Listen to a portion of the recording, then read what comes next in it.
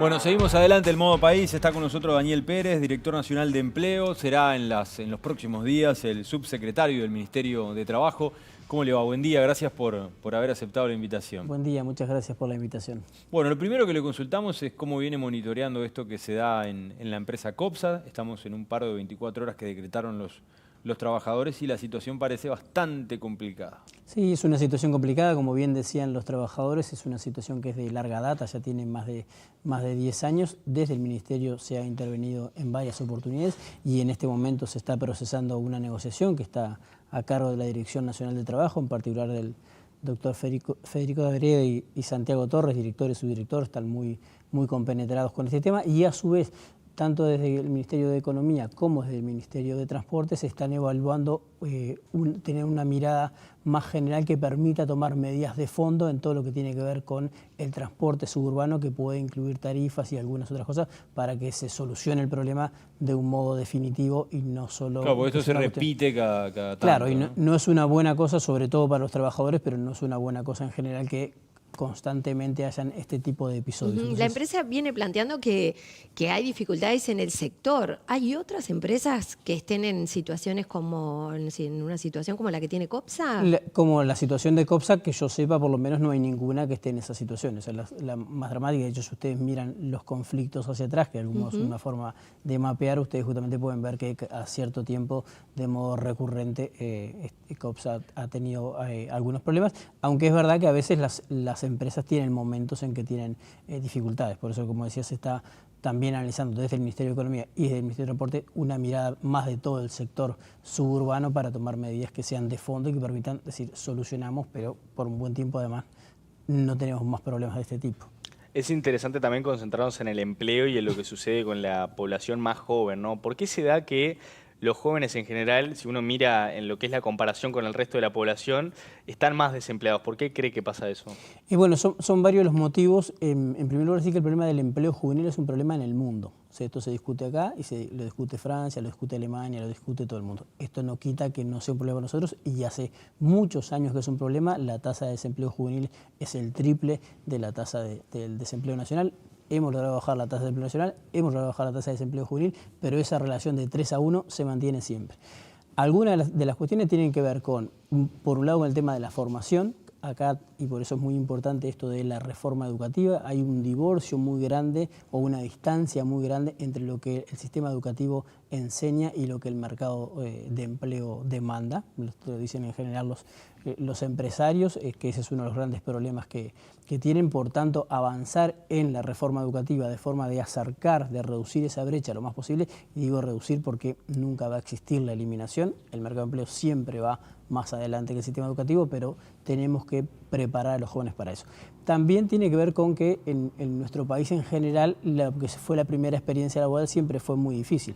Los que tienen algunos años más que vos recordarán aquellos avisos que decían inútil sin experiencia, ¿no? Si uno no podía presentarse, yo fui a muchos de esos avisos, por eso conozco, pero es verdad que de algún modo como que nadie quiere como tomar el riesgo de decir, bueno, yo le doy la primera oportunidad. Entonces también ahí hay que trabajar, en este caso sobre todo con los empresarios, para decirle al revés, ustedes arríjense, denle una oportunidad, porque hay muchos jóvenes que tienen ganas de trabajar, que tienen impronta, que capaz que no saben, que capaz que no tienen la mejor formación, pero pueden aprender y tienen ganas de aprender. Entonces también hay que trabajar en ese sentido, en sensibilizar a los empresarios, en darles esas oportunidades y en que tienen además otras ventajas los jóvenes, porque muchos de los jóvenes, por ejemplo, de vuelta mencionando tu edad, que nacieron en un mundo completamente digital. Gente que como mi edad nacimos en un mundo que era analógico, nos hemos ido adaptando, algunos mejores, otros peores, pero en un mundo hoy donde la tecnología atraviesa absolutamente todo, tener una persona que nació ahí, que sabe de eso casi de memoria, casi como hablar, me parece que es una cosa buena y están en una edad más donde pueden aprender y crear y absorber muchas más cosas que capaz que alguien más adulto. Sí, de hecho ustedes están promoviendo algunos beneficios en la ley de empleo juvenil. Concretamente, ¿las empresas qué beneficio tendrían si contratan a un joven? Allí tenemos varios beneficios. Por ejemplo, tenemos el programa Yo Estudio y Trabajo, que ahora lo abrimos para el sector privado. En ese caso es para chiquilines que están estudiando justamente en esto. Son becas de 20 horas semanales con el compromiso de que el joven tiene que seguir estudiando. Si deja de estudiar, pierde la beca. cobra el salario que le corresponde y la empresa recibe un subsidio hasta el 80% del salario de los jóvenes, 15.000 pesos mensuales como tope máximo por esas 20 horas semanales. Ese es uno de los programas. Después tenemos otro programa más vinculado a primera experiencia laboral, más genérico, que en ese caso tiene subsidios de 7 y 9.000 pesos mensuales. En todos los casos el plazo máximo es de 1 año y en esta modalidad de primera experiencia, tanto primera experiencia laboral como yo estudio y trabajo, si pasado el año la empresa se queda con el joven, les exoneramos de los aportes patronales hasta que el joven cumpla 25 años. O sea, le decimos, dale la oportunidad, pero además, si vos te lo quedás, vas a tener un beneficio que tenés subsidiado hasta 25 años. Y después hay otros programas más vinculados, por ejemplo, a jóvenes que pertenecen a hogares que están en situación de pobreza.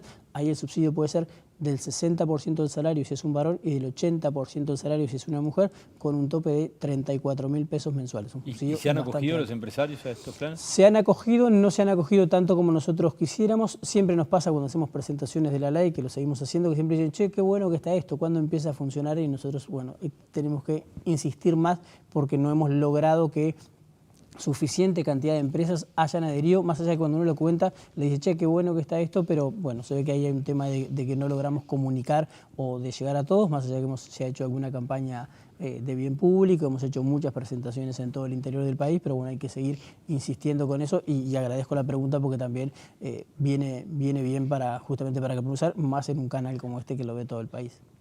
Yo lo que me pregunto a veces con esto mismo que usted decía es, ¿las empresas no encuentran que esos beneficios que se les da sean lo suficientemente atractivos o es falta de información?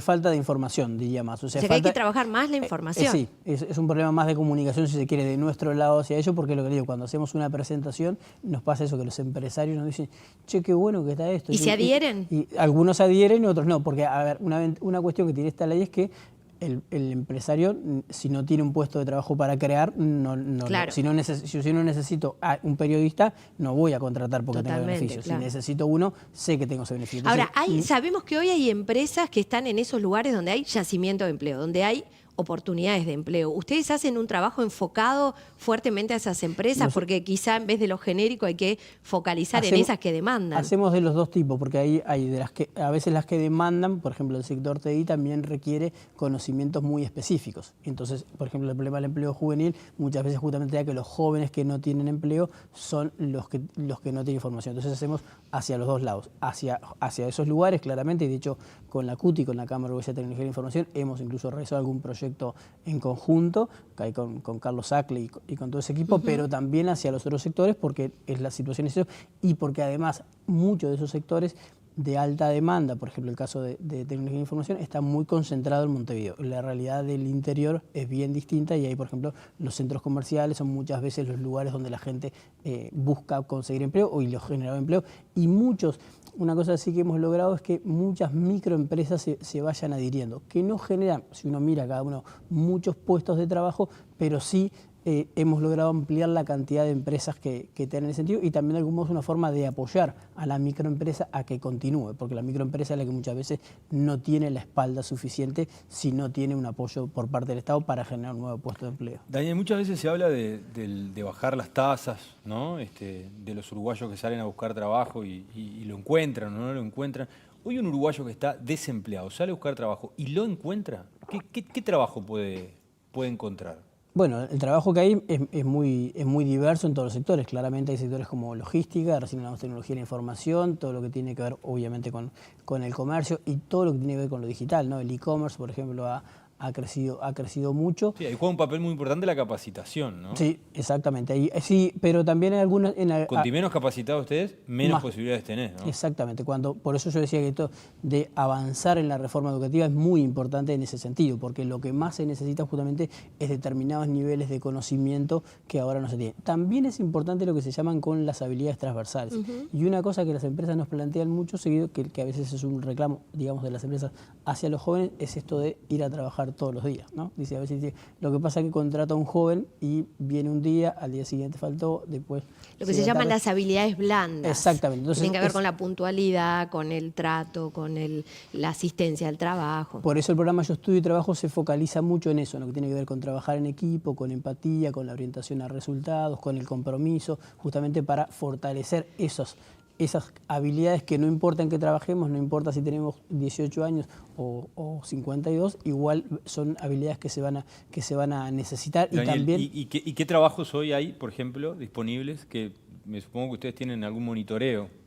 Sí, a ver, hay oportunidades de empleos en todos los sectores. En realidad, si uno mira hoy la tasa de empleo es la más alta, si uno mira tiene que ir hasta 2016 para encontrar una tasa de empleo similar. Tenemos más de 1.700.000 personas que están trabajando en este momento. En realidad tenemos una tasa de empleo muy alta, la tasa de desempleo es más baja que la prepandemia y tenemos el nivel de actividad incluso más alto que ir hasta 2015. La actividad lo que mide es la cantidad de gente que está en el mercado de empleo. O sea que con el máximo de gente que está en el mercado de empleo tenemos una tasa de empleo que es más alta que la que hubo desde 2016 a la fecha. O sea, uno puede mirar 8 años para atrás y en ese sentido hay eso. Hay de los distintos rubros y hay para sectores muy distintos. Decimos, hay el sector TI que requiere calificaciones muy importantes y algunos sectores que tienen calificaciones muy importantes, pero también hay muchos que en realidad no requieren tantas calificaciones. El sector comercio claramente en muchos casos no requiere un nivel de calificación tan importante. Es verdad que quizá los salarios en esos sectores también son más deprimidos, vendedores, auxiliares, administrativos, que allí es donde se nota más y también hay una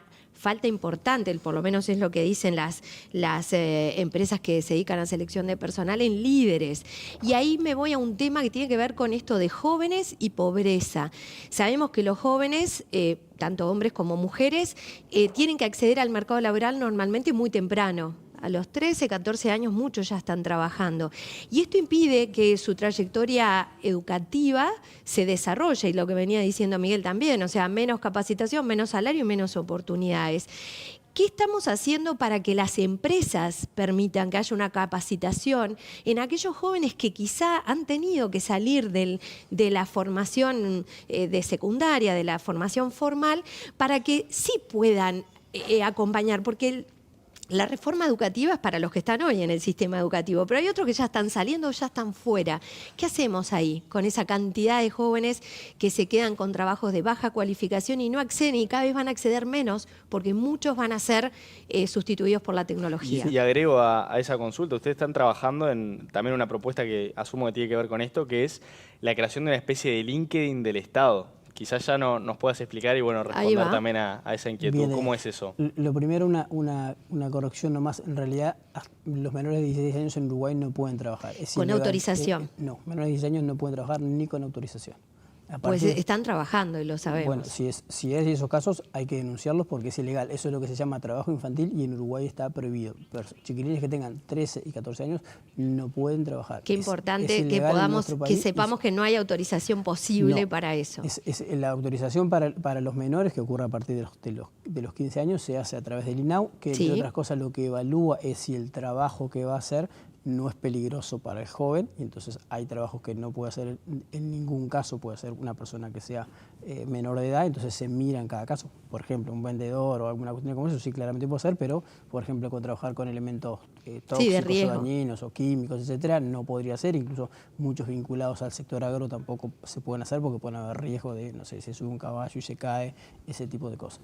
Sí, en el campo, en el interior, a veces vemos ese tipo de situaciones. Eso, decirlo, y está bueno eso, que incluso, si ustedes recuerdan, hace un tiempo atrás había salido que en Artigas había casos de trabajo infantil y se mandó una inspección específicamente a las empresas. El ministro pidió que se mandara porque no pueden trabajar, es ilegal en nuestro país eso. Después, en relación con los que están fuera, bueno, ahí tenemos una herramienta muy importante que es el INEFOP. El INEFOP permite hacer capacitaciones. En el caso de muchas capacitaciones incluso se pueden hacer virtuales a través de la plataforma Coursera. También hay otras muchas capacitaciones que son presenciales en todo el territorio del país. Ahí, dependiendo de cuál es el interés de la persona y cuál es la formación previa que puede tener y las posibilidades de empleo que hay, se va hacia distinto. Pero hay desde, no sé, repostería, cocina, ventas, cuestiones más específicas, más de logística, de hotelería, de tecnología de la información. Hay de todo lo que pueden haber. Hay incluso, en algunos casos, incluso las empresas que quieren capacitar a su propio personal, el personal que tienen contratado hoy en día, pueden a través de INEFOP hacerlo, en muchos casos con subsidios muy importantes por parte de INEFOP, con esta lógica de que nos tenemos que seguir capacitando toda la vida y con esta lógica también de conservar el empleo. Es decir, no solo alguien que esté desempleado necesita formación, sino que alguien esté empleado también necesita incorporar nuevas habilidades. Por ejemplo, si bueno, yo necesito hoy no sé, trabajo en X lugar y necesito manejar redes sociales. Bueno, necesito formarme hoy porque, En ese aspecto. porque yo qué sé, capaz que ustedes mismos, así, bueno, necesito incorporar nuevas cosas vinculadas con la tecnología. Daniel, y lo último, lo del LinkedIn del Estado. Eso es, sí, el LinkedIn le puso un periodista, está muy bien resumido, pero quiero decir que no ese es el nombre que... Lo que nosotros venimos trabajando, sí, justamente es en construir una red, justamente una red de empleo en la cual van a estar articuladas las intendencias, todas las intendencias venimos trabajando con ellas, lo venimos desarrollando, lo venimos preparando desde hace un año atrás con el apoyo de Socius Plus, que es una agencia especializada de la Unión Europea en términos de empleo, el Ministerio de Desarrollo Social con todas sus direcciones, discapacidad, dirección de apoyo al liberado, accesos, enlace laboral, InMujeres, el INJU claramente, el INAU, el INISA y el INEFOP. Hasta ahora en esta primera etapa que son las entidades públicas y digamos las entidades públicas más grandes, y la idea justamente es construir una red. ¿Por qué? Porque muchos de estos organismos, o todos estos organismos, trabajan en términos de empleo, pero trabaja cada uno en su lugar. Yo les digo cada uno de nosotros tiene su planillita Excel para ver cómo podemos conseguir el empleo. La idea es justamente construir una red interinstitucional, entonces si alguien va a buscar empleo en una intendencia o en el INEFOP o en donde sea, en realidad todo integra una base de datos en la que todos podemos ver y podemos ver cuál es la trayectoria que va a tener. Entonces, en primer lugar, alimentar y también saber cómo poder derivar hacia las personas. Si viene una persona con discapacidad, saber a dónde tenemos que derivarla, si viene una persona que tuvo situación de víctima de violencia de género. Y esto va a estar soportado después en una plataforma digital que va a estar pronta para el mes de agosto, que va a permitir interactuar todo eso, que además va a enlazar con información. Por ejemplo, si un chiquilín se inscribe, vamos a tener conexión con ANEP para saber en qué nivel educativo está, qué fue lo que terminó. Entonces, si una empresa, incluso las empresas pueden usarlo para buscar allí, para reclutar, necesito que tenga esta formación, va a poder saberlo y lo va a tener certificado. Y en el mes de septiembre va a tener una app, por el cual las personas van a poder también conectarse a la app, y esta red además va a estar alimentada con todos los avisos publicitarios en materia de empleo que surjan en materia digital en plataformas digitales del país. Es decir, van a haber más de 3.000 puestos de empleo que van a estar ahí. Cualquiera que quiera saber qué se necesita en materia de empleo, justamente decirlo, toda la oferta de empleo la va a poder tener ahí. Le hago la gran Sergio Massa, cortita, por sí o por no. ¿Va a ser candidato a diputado? Voy a ser candidato a diputado. Bien, muy bien. Bueno, Muy bien. mucha suerte en la campaña interna. Bueno, muchas gracias y muchas gracias por la invitación. Bueno, muy Muchas amable.